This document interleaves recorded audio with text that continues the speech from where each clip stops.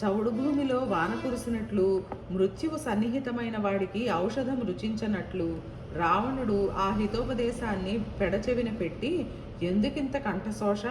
వాడు మూర్ఖుడు, పాపశాలి, పైగా సామాన్య మానవుడు. ఎవరో ఆడదాని మాట కోసం కన్న తల్లిదండ్రుల్ని, రాజ్యాన్ని విడిచి వచ్చిన వాడు పురుషుడేనా? నా సోదరుడైన కరుని వధించిన వాడిని విడిచిపెట్టను. వాడి భార్యను అపహరించవలసిందే. ఆ వియోగంతో వాడు తను చాలించవలసిందే. నీ దగ్గర హితోపదేశం కోసం రాలేదు.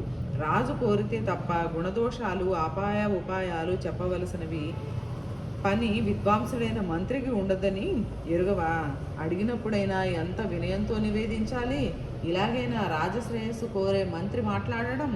ఇంద్రుని విక్రమం, అగ్నిహోత్రుని తేజస్సు, చంద్రుని సౌమ్యశీలత, వరుణుడి ప్రసన్నత, యముడి దండము ఇవన్నీ ప్రభువులో ఉంటాయి. అటువంటి ప్రభువును ఎలా పూజించాలో తెలియక నోటికి వచ్చినట్లల్లా ప్రేలుతున్నావు. నీతో సలహా సంప్రదింపులకు రాలేదు నేను. నీ సాయం కోసం వచ్చాను. కాదనగల శక్తి నీకు లేదు. నువ్వు బంగారు లేడివి, దాని మీద వెండి చుక్కలుంటాయి. వారిని ఆశ్రమ పరిసరాలలో నడయాడుతూ ఉంటావు. చూస్తుంది సీత, తెచ్చి పెట్టమంటుంది.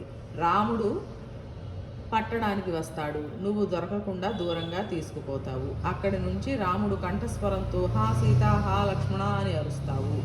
అది విని సీత భయంతో లక్ష్మణుని పంపుతుంది. అంతే, నేను నిశ్చింతగా సీతను అపహరిస్తాను. నువ్వు యథేచ్ఛగా వెళతావు. ఇందుకు నీకు అర్ధరాజ్యం. కాదన్నావా? మృతి నీకు బహుకృతి అన్నాడు. మారీచుడు, ఎవరయ్యా నీకు ఈ విషబీజం వేసిన వారు?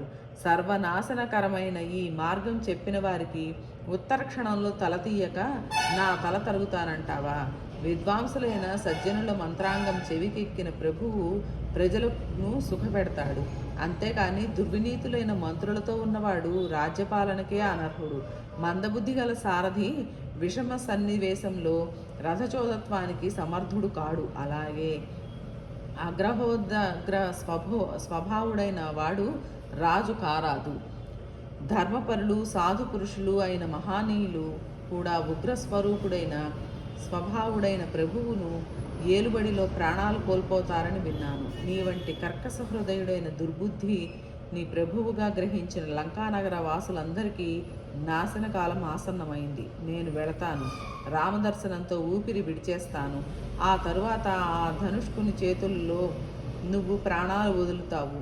కాక జానకిని అపహరించగలిగితే నీతో పాటు లంకానగరం, రాక్షస వంశం సర్వనాశనం. నీ నెత్తి మీద వినాశనం కూర్చుంది. నా హితవు నీకు ఎక్కదు. నడు వెడదాం.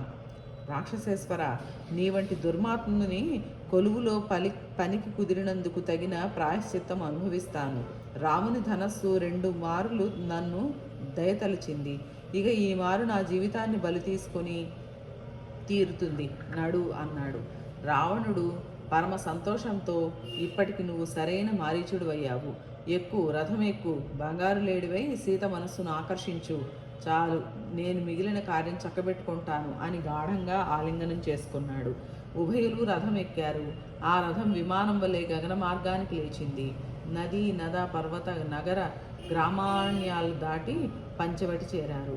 మణిమయ శృంగాలతో, ఎర్రని తామర పువ్వుల వంటి ముట్టెతో, ఇంద్రనీల మణిద్యుతుల చెవులతో, అదే కాంతి గల ఉదరంతో, వైఢూర్య కాంతుల గిట్టలతో, చంద్రచాపద్యుతిలీనే తోకతో, నిగనిగలీవినే బంగారు కాంతి దేహంతో, దానిపై రజిత బిందువులతో పరమా సుందరంగా తయారయ్యాడు మారీచుడు. అయితే లేడి నడకను, చూపులను అనుకరించడానికి కొంత వ్యవధి పట్టింది. మునిపళ్లతో పచ్చిక బీళ్లను కొరుకుతూ నెమ్మదిగా పర్ణశాలను సమీపించి అక్కడి అరటి తోటలను, కొండగోగు మొక్కల మధ్యలో నడియాడుతున్నాడు. చెంగున దూకుతూ పొదల చాటుకు పోతూ జానకిని ఆకర్షించే ప్రయత్నం ఆరంభించాడు. అంతకు ముందెప్పుడు చూడని ఆ వింత మురగాన్ని చూసిన జంతువులు దాని దగ్గరగా వెళ్ళగా వాసన చూసి దూరంగా తొలగిపోతున్నాయి.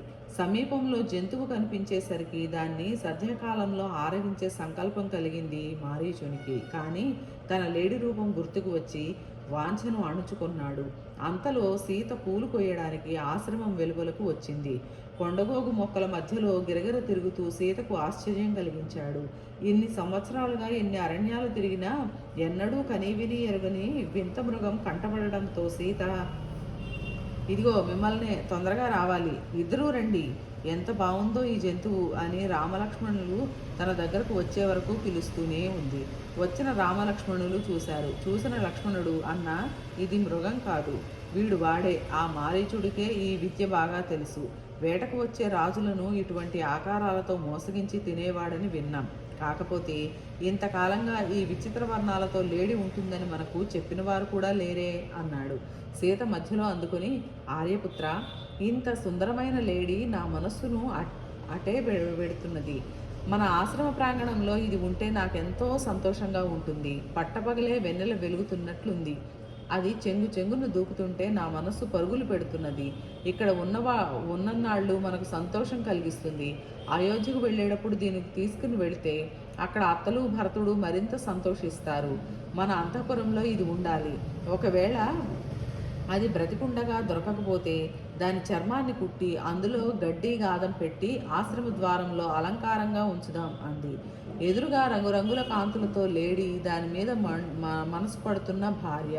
రాముడు ఆ మృగాన్ని తేవడానికే నిశ్చయించింది. తమ్ముడు, ఆ లేడీని చూసిన క్షణం నుంచి సీత పసిపిల్లలా అయిపోయింది. నిజమే, ఇటువంటి మృగం నందనవనంలో, చైత్రరథవనంలో ఉన్నట్లు వినలేదు మనం. ఎంత చిత్రంగా ఉన్నదో అది. అది ఆవులిస్తుంటే చూసావా, మబ్బులో మెరుపులా దాని నాలుక. దాన్ని చూస్తుంటే నా మనస్సే నిలవడం లేదే. ఇక సీత విషయం చెప్పాలా? మనం రాజవంశీయులం, ఆహారార్థం మృగాలను వేటాడతాం. ఇది మృగరత్నం. సర్వరత్నాలు రాజు ఆధీనంలో ఉండాలి. అందుచేత ఇది మన దగ్గరే ఉండాలి. ఈ బంగారు కాంతుల చర్మం మీద సీతతో కలిసి కూర్చోవాలనిపిస్తోంది. ఇంత మృదువైన చర్మం మరొకటి ఉండదు. కాదయ్యా, వీడు మారీచుడే అనుకుంటే ఇప్పటికే వీడు ఎందరినో హింసించి భక్షించాడు. కనుక వీడిని వధించవలసిన బాధ్యత ఉంది నాకు. అగస్త్య మహర్షి వాతాపి ఇల్వలను సంహరించినట్లు నేను వీడిని యమపురికి పంపాలి. నువ్వు అప్రమత్తుడవై సీతను రక్షిస్తూ ఉండు. కొద్దిసేపటిలో జటాయువు వస్తాడు. జాగ్రత్త సుమి అని రాముడు నడుమును కత్తి బిగించి ధనుర్బాణధారి అయి ముందడుగు వేశాడు. అంతే, లేడి చెంగున దూకింది. రాముడు మరింత వేగంతో అడుగు వేసి దానిని పట్టబోయాడు. అది పొదలమాటు నుంచి సాగిపోతున్నది. రాముడు వెంటాడుతున్నాడు. ఆశ్రమ ద్వారంలో నిలిచిన సీతాలక్ష్మణులకు వారు కనుమరుగయ్యారు. అది బహుదూరం సాగిపోయింది. రాముడు బాగా అలసి ఇక దీన్ని వధించక తప్పదని నిశ్చయించుకొని బాణం సంధించి విడిచాడు. బుసలు కొట్టే పాములా అది మారీచుని శరీరంలో దూసుకుపోయింది. వాడు తాడి ఎత్తున ఎగిరి సగం లేడిగా సగం రాక్షసుడిగా నేలకూలాడు. కూలుతూ హా సీత, హా లక్ష్మణ అని అరిచాడు. అరణ్యమంతా ప్రతిధ్వనించింది. అప్పటికి వాడు కామరూపం తొలగి పూర్తిగా రాక్షసుడై ప్రాణాలు వదిలాడు. ఆ భీకరకాయం చూసిన రాముని మనస్సులో లక్ష్మణుని మాటలు మసలి చకితమైంది. వాడి అరుపు ఏ భావాన్ని సీతాలక్ష్మణులలో కలిగిస్తాయో అని జంకుతూ వెనుదిరిగాడు. అక్కడ మారీచుడు అరచిన అరుపుకు చెదరని గుండెతో సీత, లక్ష్మణ, విన్నావా ఆ ఆర్తస్వరం? అది మీ అన్నగారి కంఠస్వరం. నువ్వు తక్షణం వెళ్ళి ఆయన ఏ ఆపదలో పడ్డారో చూసిరా. ఇది పరమ క్రూరులైన రాక్షసులతో నిండిన అడవి. ఆ రాక్షస వ్యాఘ్రాలకు చిక్కిన రాజవృషభుడు అయ్యాడేమో ఆయన అని భయంగా ఉంది. నువ్వు త్వరగా వెళ్ళాలి అని తొందర పెట్టింది. కదలలేదు లక్ష్మణుడు. వేటకు వెడుతూ అన్న చెప్పిన మాటలు గుర్తులో ఉన్న లక్ష్మణుడు నిశ్చింతగా కూర్చున్నాడు. జానకి మనస్సు క్షోభించింది. దానితో కోపం వచ్చి, సౌమిత్రి, నా మాట నీ చెవిన పడలేదా? అన్నగారి ఆర్తస్వరం విన్నా కదలకుండా కూర్చున్న నిన్ను చూస్తుంటే నీకంటే ఆయనకు శత్రువు లేడనిపిస్తున్నది. ఆయన మరణమే నీకు తృప్తిగా ఉంటుందని భావించక తప్పడం లేదు. అందుకోసమే నువ్వు అడవికి వచ్చినట్లున్నావు. ఈ క్షణం కోసమే నువ్వు ఇంతకాలం ఎదురు చూస్తున్నావు. అన్నగారి యందు భక్తి పేరిట, సేవ పేరిట ఇన్నాళ్ళు నాటకం ఆడింది ఇందుకోసమేనా? ఆయన దేహయాత్ర చాలిస్తే అప్పుడు నన్ను పొందాలనే దుర్బుద్ధి నీ మనసులో కూడుగట్టుకున్నది. ఒక్క విషయం మర్చిపోకు, ఆయన ప్రాణహీనుడైన ఉత్తర క్షణంలో నా ప్రాణాలు అనంత వాయువుల్లో కలిసిపోతాయి అని గోలుగోలును విలపిస్తుంటే లక్ష్మణుడు తల వంచి దీనంగా, తల్లి, విదేహరాజనందన, నీ భర్తకు ఆపద వస్తుందనే ఆలోచన ఎలా వచ్చిందమ్మా నీకు? దేవ దానవ గంధర్వ పన్నగ జాతుల ఏకమై వచ్చిన మా అన్నగారిని ఏమీ చెయ్యలేవు. అటువంటి రాముని గూర్చి నువ్వు ఇటువంటి యోచన ఎందుకు చేశావు? ఆయన ఆ లేడీని హతమార్చి వస్తాడు. ఆ లేడీ రాక్షసుడే అయినా ఆయన చేతులలో కడతేరక తప్పదు. ఆయన వెడుతూ నిన్ను ఒంటరిగా విడిచి రావద్దన్నాడు. ఆ వినిపించిన ఆర్తస్వరం కూడా స్పష్టంగా లేదు. అదేదో మాయావి చర్య, సందేహం లేదు. ఖరదూషణ సంహారంతో ఇక్కడ రాక్షస గణాలతో శత్రుత్వం తెచ్చుకున్నాం. వారు మనలను వంచడానికి ఈ పన్నాగం వేసి ఉంటారు అని ఎంతగా ధైర్యం కలిగించడానికి ప్రయత్నించినా ఆవిడ క్రోధం కొంచెమైనా తగ్గలేదు. ఓ పాపి, దయాహీనుడా, కులపాంసనుడా, నీ మాటలు కట్టిపెట్టు.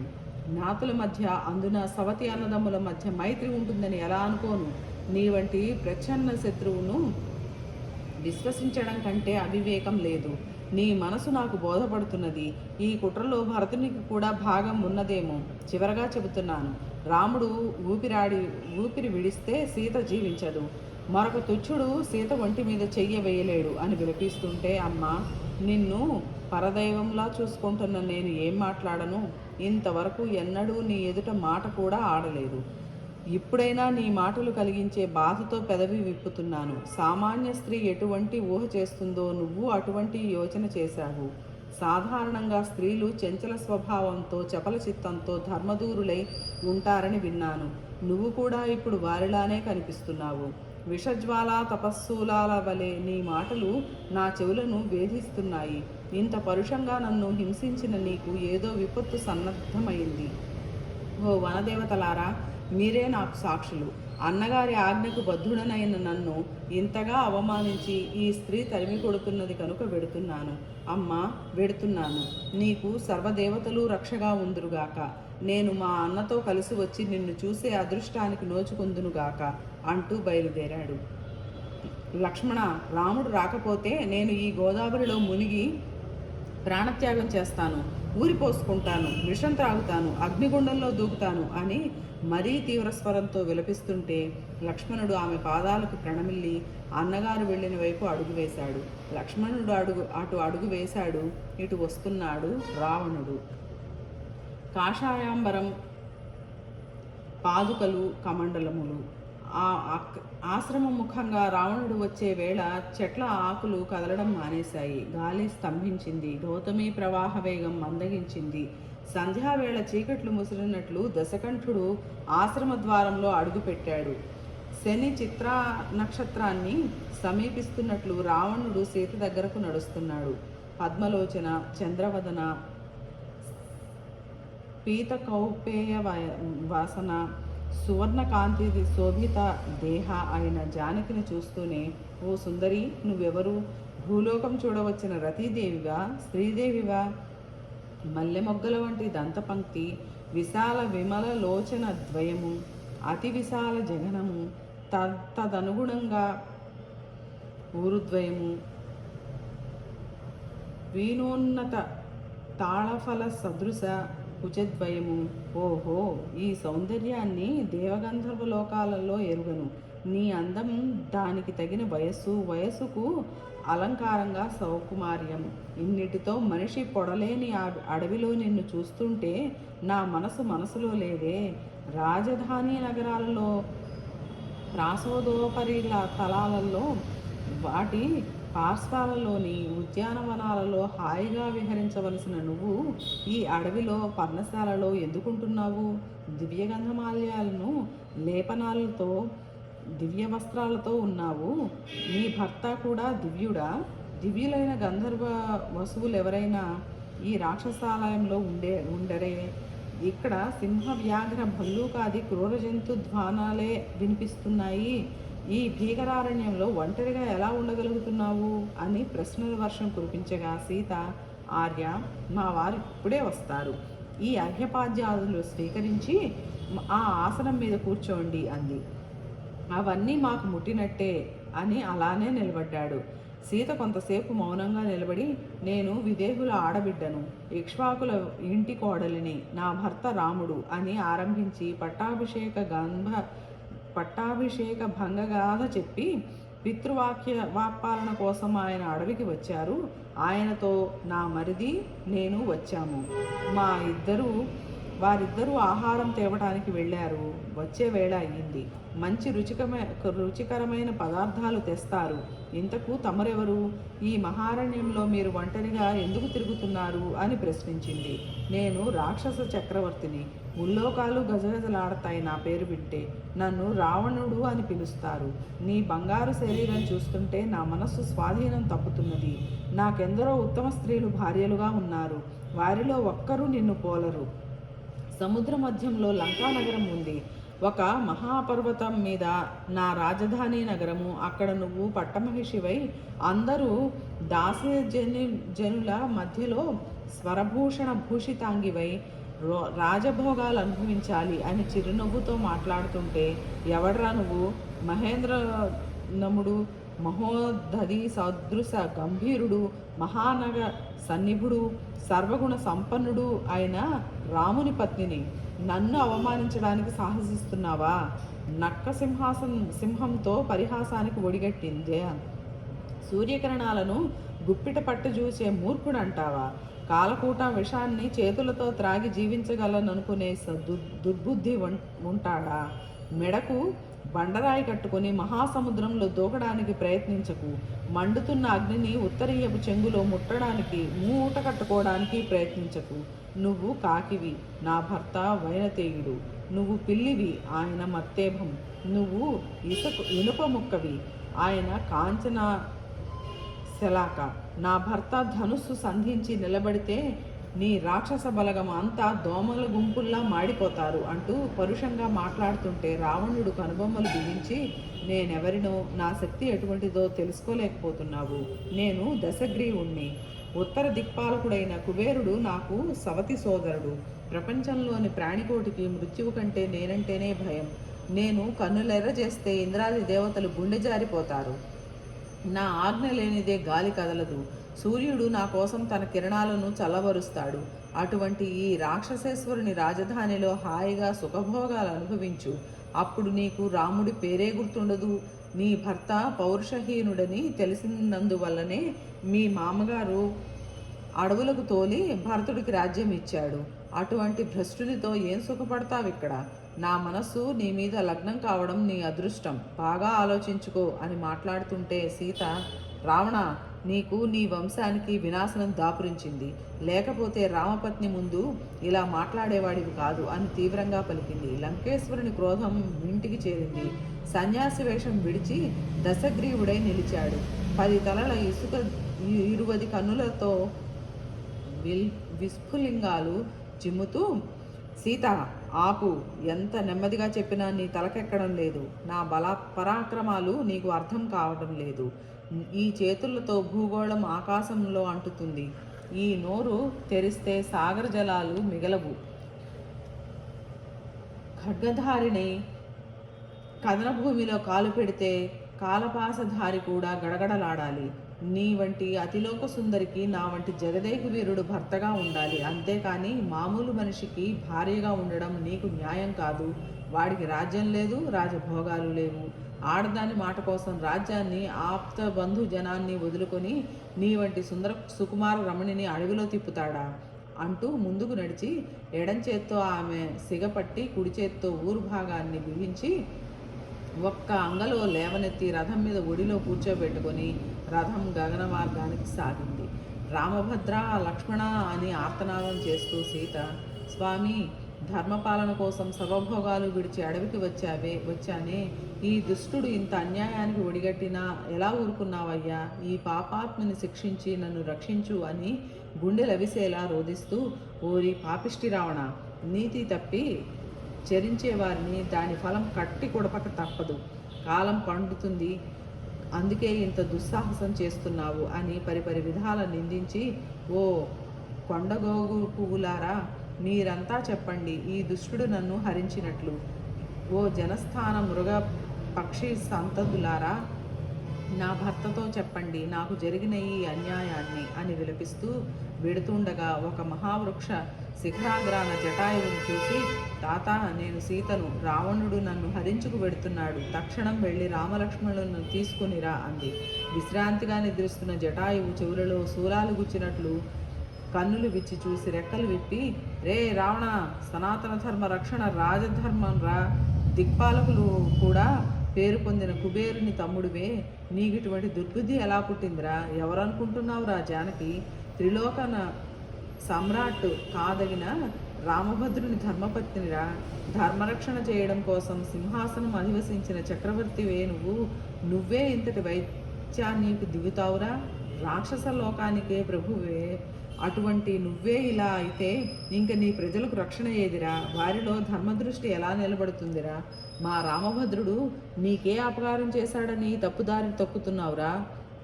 శూర్పణక కారణంగా జనస్థానంలోని ఖరదూషణాలను రాముడు సంహరించాడంటే అది నీ అనుచరుల కండకావరానికి శిక్ష. అందుకని ఈ అమ్మను అపహరిస్తావా? తక్షణం విడిచిపెట్టావో కాలపాశాన్ని నీ అంతట నువ్వు మెడకు చుట్టుకున్నట్లే. యశోధర్మ హానికరమైన ఆకార్యం చెయ్యకు. ఆగు, నా మాటలు విను. నీకు రుచించకపోతే నువ్వు సూర్యుడివైతే ఈ యుద్ధానికి. ఈ కంఠంలో ప్రాణముండగా నువ్వు సీతను తీసుకుని వెళ్ళలేవు అంటూ తీవ్ర వేగంతో రెక్కలు విసిరి రథానికి అడ్డంగా వెళ్ళాడు. ప్రచండ వాయువుతో కదిలే కాలమేఘాల వలె రెక్కలు ఉన్న పర్వతాల వలె వారిద్దరూ ఒకరికొకరు ఎదురెదురుగా తలపడ్డారు. రావణుడు విడిచే బాణ పరంపరను జటాయువు తన రెక్కల గాలి విసురుతో చిన్నాభిన్నం చేసి కాలిగోళ్లతో ముక్కుతో దశకంఠుని శరీరం అంతా గీరి గాయాలతో చికాకు పరిచాడు.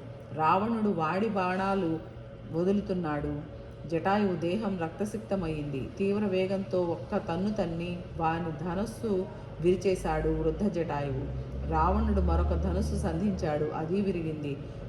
కామగమనం గల ఆ రథానికి పూంచిన గార్ధబాలను చీల్చి రథాన్ని విరిచేశాడు. భగ్నచారిపుడు హతసారథి విరధుడు అయిన రావణుడు నేలకు దూకి ఖడ్గధారి అయి జటాయువుతో కోరుతున్నాడు. ఎంతసేపు జటాయువు ఆగలేకపోయాడు. మరొక మారు హితబోధ చేశాడు. వినలేదు రాక్షస చక్రవర్తి. ఒక చేత జానకిని పట్టి రెండవ చేతితో కత్తి దూశాడు. అలసినా లెక్క చేయక జటాయువు తన నఖ ఖడ్గ ధారలతో రావణుని హింసిస్తున్నాడు.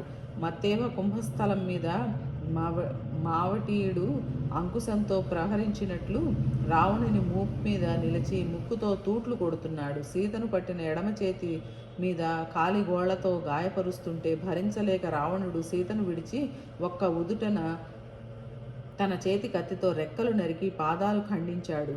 జటాయువు స్పృహ కోల్పోయాడు. సీత పరుగున జటాయువు దగ్గరకు వెళ్ళి గోలుగోలున ఏడుస్తున్నది. రావణుడు ఆమెను సమీపించబోగా ఆమె తప్పించుకోబోయింది. కానీ రావణుడు వదలలేదు. భుజం మీద వేసుకుని గగనవీధికి ఎగిరాడు. లంకానగరాభిముఖంగా సాగుతున్నాడు. సీత రోధిస్తున్నది. ఆమె సెగలోని పూలు రాలిపోయాయి. మెడలోని హారాలు తెగి రత్నాలు మణులు నేలకు జారుతున్నాయి. కన్నీరు ధారగా పడుతున్నది. ఆ దృశ్యాన్ని చూడలేక ప్రకృతి కంపించింది. రాముని వంటి గుణవంతుని ధర్మచారిణికి క్రూరాత్ముడైన రావణుడు అపహరిస్తున్నాడంటే ఈ ప్రపంచంలో ధర్మానికి, సత్యానికి, రుజువర్తనకు, భూతదయకు స్థానం లేదనిపించింది. ఆ అడవిలోని మృగాలు, పక్షులు ఆర్తస్వరంతో కొంత దూరం ఆమె వెంట వెళ్ళాయి. జానకి గోలుగోలున విలపిస్తూ, ఓరి నీచుడా, ఇంతటి నీచ కార్యానికి తలపడ్డ నీకు సిగ్గులేదురా? నా భర్త దగ్గర లేని సమయంలో వచ్చి అపహరించుకు వెడుతున్న నీకంటే పిరికివాడు ప్రపంచంలో ఉండడు. మాయలేడిని పంపి వంచావు. వృద్ధుడైన జటాయువును చంపావు. పరస్త్రీని అపహరించడం కంటే నీచం లేదంటారు. అటువంటి నీచ కార్యానికి ఒడిగట్టిన నీ పరాక్రమానికి సిగ్గులేదు. ఇటువంటి నీచుని వల్ల వంశమంతా కళంకితమవుతుంది. అయినా అప్పుడే అంతా అయిందనుకోకు. నా భర్త ఆశ్రమానికి వచ్చి నన్ను అన్వేషించడానికి బయలుదేరతాడు. ధనుర్ధరుడై ఆయన వచ్చాడో నువ్వు నీ సర్వ బంధుమిత్రులను నశిస్తారు. వయస్సు నెత్తి మీదకు వచ్చినా జ్ఞానం రాలేదురా నీకు. ఒక్క ముహూర్త కాలంలో నీ జనస్థాన రక్షణ సేవను మట్టం చేసిన కోదండుడు నా రాముడు. ఆయన నీ సర్వాలంకానగరం క్షణంలో భస్మం చేస్తాడు. అప్పుడు అనుభవిద్దువు గాని సుఖం అని విచారంతో దూషిస్తుంటే రావణుడు లంకాభిముఖంగా సాగిపోతూనే ఉన్నాడు.